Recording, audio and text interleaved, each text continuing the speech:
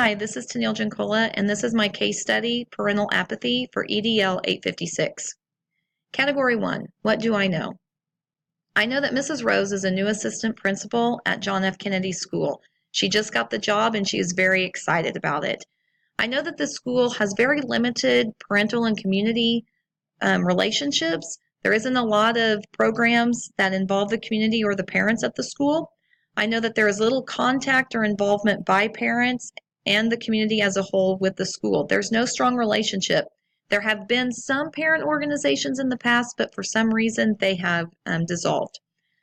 I know that Mrs. Rose talked to her principal about concerns and ideas, and the principal gave her little encouragement. He felt he had a good pulse or a lot of knowledge about what parents wanted and how the community perceived the school and what was going on. And so he really didn't force the issue, and that he felt that parents were better off left alone. Mrs. Rose brings up again the need for the parent involvement, and this time, though, the principal agreed. However, he was cautious in his agreement. He would only agree to form a parents' advisory committee if enough interest was shown. He wasn't willing to go to a parent-teacher organization or anything of that nature. Parents were contacted through an announcement that was sent home on the letter with students, and only 8 parents showed up to the initial meeting, and the principal immediately wanted to cancel the meeting. He didn't feel it was worthy, that there were enough parents there that showed interest to go ahead with it. What do I need to know? Well, first of all, I need to know a little bit more about the school. Is this a high school? Is it a middle school? Is it a middle high school combined? Is it an elementary school? How many students are in the school? What's the class size of the school? Where is the school located? Is the school located in a lower income part of the community? Is the community itself a low-income community? Are the families struggling? Are there a lot of low socioeconomic households? Is it a mixture? Is it a pendulum of really high to really low? What happened to dissolve the previous parent organizations? Was there not enough involvement or interest, and so they kind of dwindled out? Or did they not feel any support from the school when they were trying to work with the school? Why is the principal against a parent-teacher organization? Why only a parent advisory group? How does the school communicate with parents? Is it only through written announcements that they send home to the students? Do they have a website? Do they use social media? Do they do mass emailing or have automated telephone calls? I mean, how do they communicate with their parents on majority of the time? And are the teachers and the parents and the community members on board for supporting or starting a parent-teacher organization? Are they on board for even having a parent advisory group? What is the problem? I feel that the problem is a lack of parental involvement, definitely. It does appear that parents are not showing interest in being involved, or they're not being supported to have parent organizations, so they just choose not to be involved. I also feel the problem is principal apathy towards getting parents involved.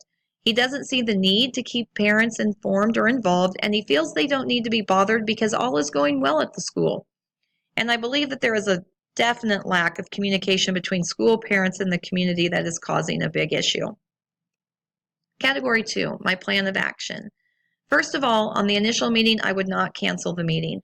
I would definitely continue with the 8 parents are there and kind of start visiting with them about what they would like to see at the school. Why did they show up? What is their intention? What are they wanting? What are they seeking from the school as well? And just kind of start and open the lines of communication. I would definitely conduct a community needs assessment, send out a survey to gain insight into what the community and what the parents are needing and wanting from the school. What is their perception of the school? What are they feeling is lacking? And also survey the staff as well. What do they feel needs to take place in order to get parents involved? Do they visit with parents? Do they communicate on a regular basis with parents? Are they seeing the parent involvement within their classrooms, but we might not just be seeing it in the school as a whole? And I need to get the principal and staff together and on board to set goals and brainstorm ideas to get parents involved and in the school.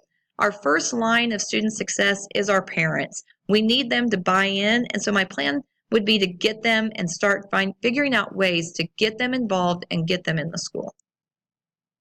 Strategies for implementation. First of all, I would get the staff and principal involved. I would gain input on what the school needs to do in order to build a strong relationship with parents and the community.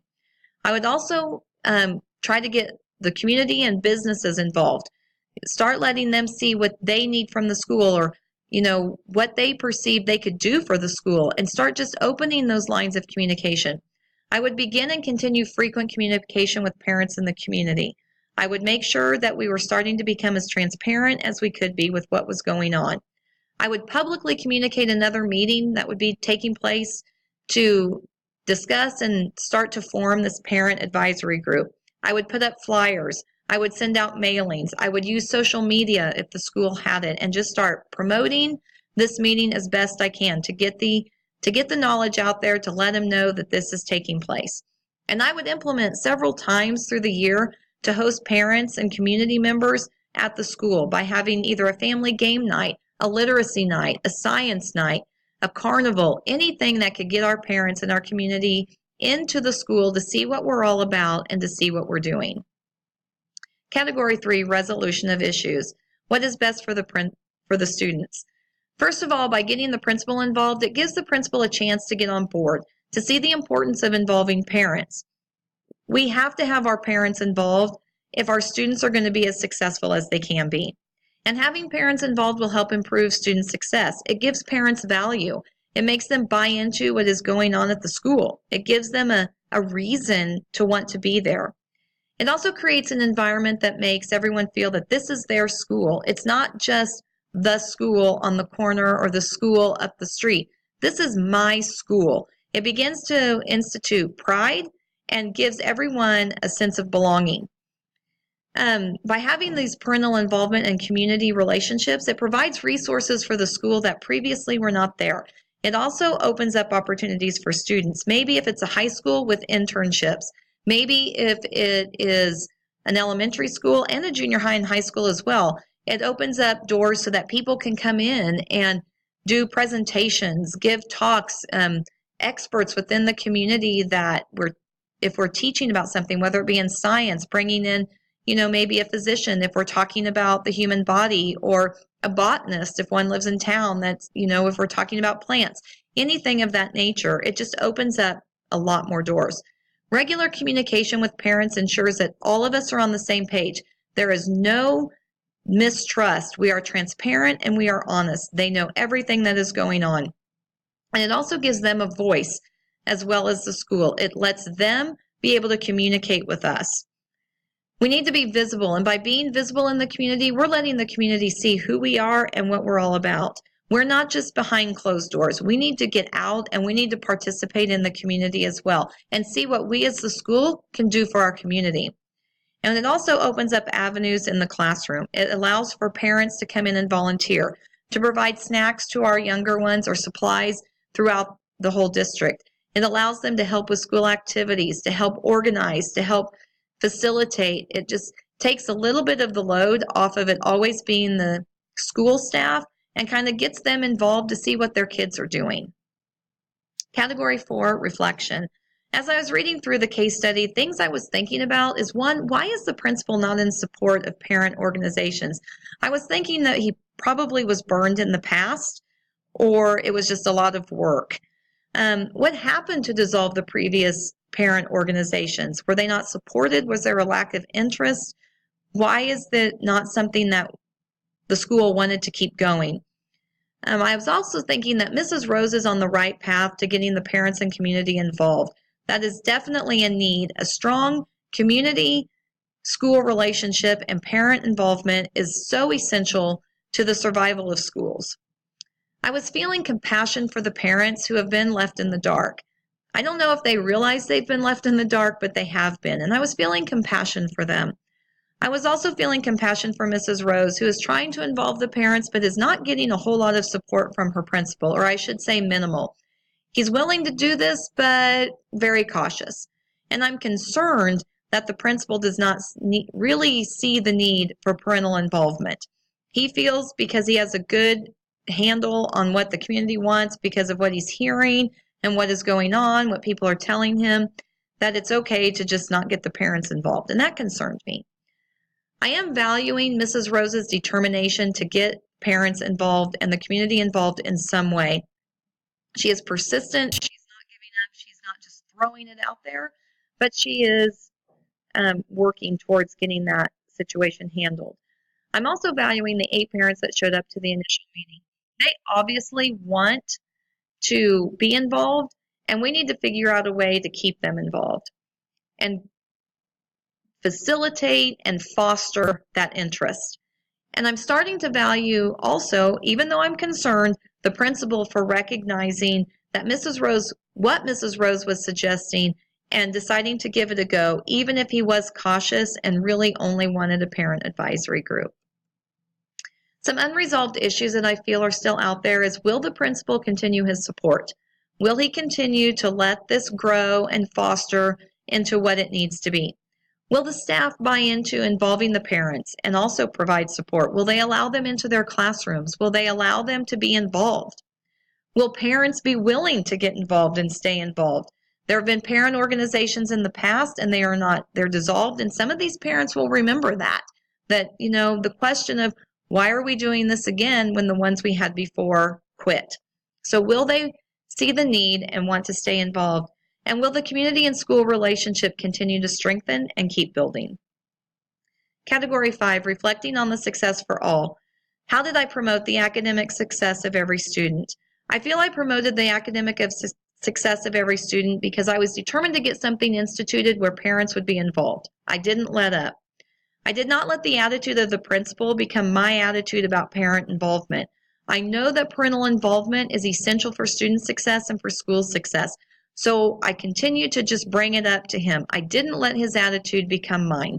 I developed a parent community assessment to determine the needs of the parents and the community, so we could start seeing what they needed from us. And I set up times and activities to get parents into the school and to be involved. I opened our doors so that we could start having open and honest communication and let them see what we're all about. How did I promote the personal well-being of every student? Well, first of all, I involved the parents and gave them a voice. I made them feel valued and I made them feel wanted. It gave them an opportunity to start buying into their own students' education. I surveyed the teachers to get a feel of what they needed and what they felt was important to get parents involved. The teachers are going to know what parents want to be involved and what parents don't. And that's a great avenue to start with. And I also gave the teachers a voice to let them have an opportunity to share what they felt our school needed. I began to build and continued building relationships with the community and with the parents. I opened our doors. I let them come in. I began to look for opportunities to bring them in more and more. And I began frequent communication between the parents and the school, letting them know our successes, letting them know our challenges, letting them know what was going on, becoming transparent. How did I promote communities of engagement for families and stakeholders? I conducted a needs assessment to gain insight of what the community and parents needed from the school. I involved the community and parents by holding several community and family nights, as well as meetings to focus on community and school needs. I want the community to know that the school is there for them just as much as the community is there for the school. And I frequently communicated with parents and community members, letting them see what our school is all about and kept nothing from them. I started to make our school more transparent, not a school with closed doors that no one knew what was going on. I opened the lines of communication, and I kept them open. School and community relationships are extremely important in the survival of any school. And if we don't build strong ones, we don't have strong schools or strong communities. And that is the one thing I feel every school needs, is a strong community. And I feel every community needs a very strong school.